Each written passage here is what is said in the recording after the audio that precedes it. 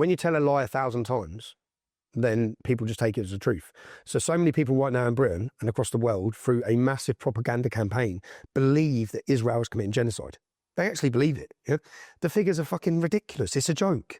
It's a joke if you actually look at the figures, look at the demographical change in Gaza.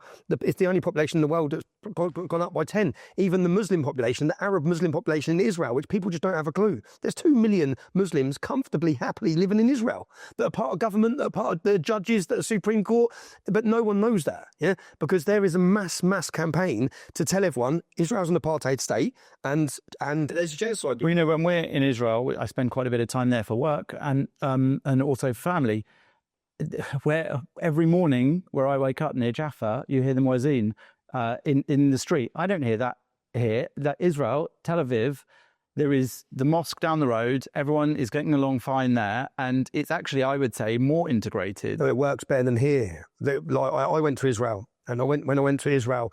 2016, right? 2016, yeah. And I went there on a search mission, because I thought I talk about these issues a lot, yeah? What do I actually know? I haven't been to Israel. So when I went there, I went to a Fatah-controlled refugee camp in Bethlehem. And I risked my life doing that. It was pretty stupid probably now I think about it. But I paid some young Muslims in Israel that I met. I said, right, I want to get into the refugee camp. And I went with my friend from school. There's pictures of us. He's a black lad. There's pictures of us when they say I'm a Zionist because I'm wearing the kippah near the Wailing Wall. But I'm with my mate. We're just my mate from school, and he likes history, yeah? And we grew up together.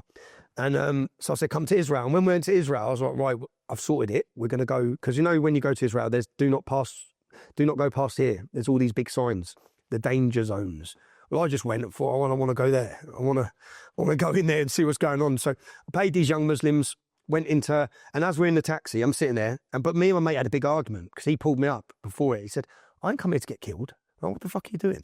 He said, I'm coming here to see history, not go to a terrorist camp.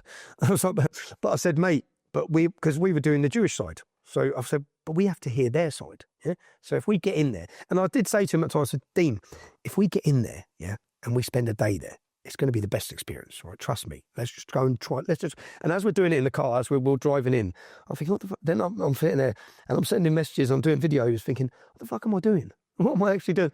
But I met this 4th generation Muslim lad, and he was lovely. And I related with him more than I related with anyone I met on that trip. Yeah, you could have picked him up out of where he was and put him into Luton, and he was the same upbringing. We were the same. It seemed like we were the same.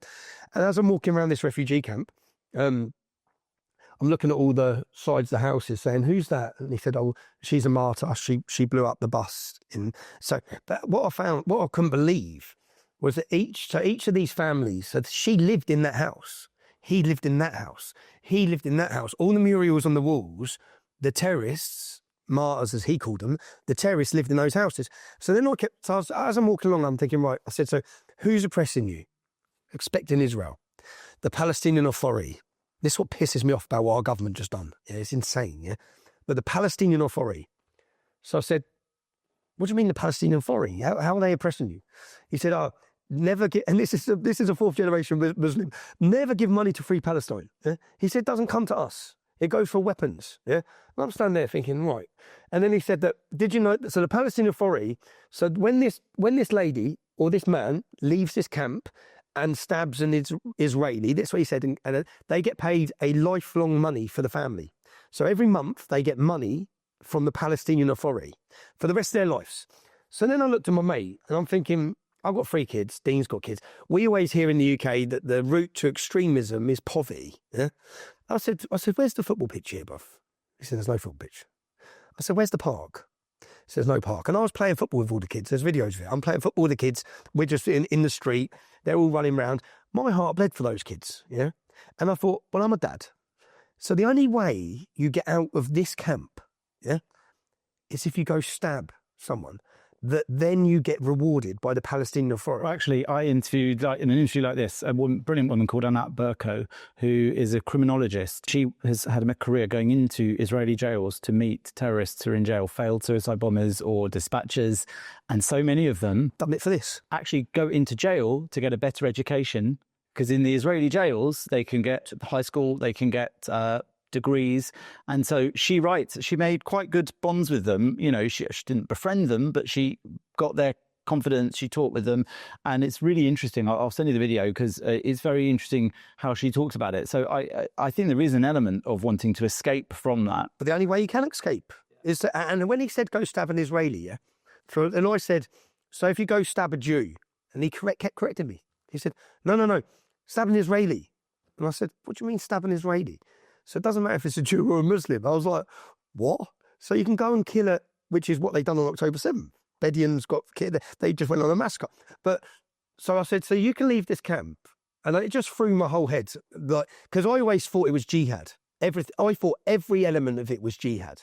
But then I started looking and thinking, well, these men are just mercenaries. These men are just being financially rewarded to go stab someone from Israel to get their family out of this poverty-stricken 4th, 5th generation. Like the lad says, I'm a 4th generation refugee. My children will be 5th, his will be 6th, theirs will be 7th. We're never leaving this camp. And he said, because it works, and it does work, because I left that camp wanting to give them money. Yeah.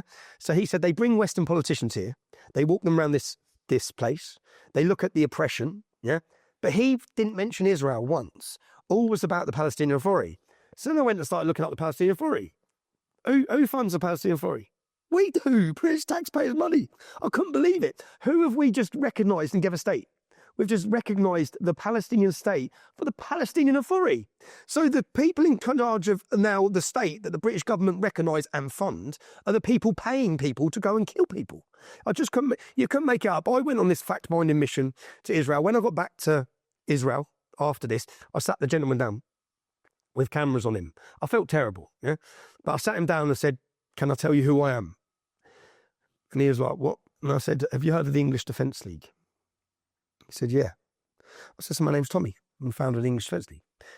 And he was like, he was upset, visibly upset, but he said, why? Why would you have done this? I said, because I had to hear your story, bruv. I had to hear your story. And I wanted to hear your story.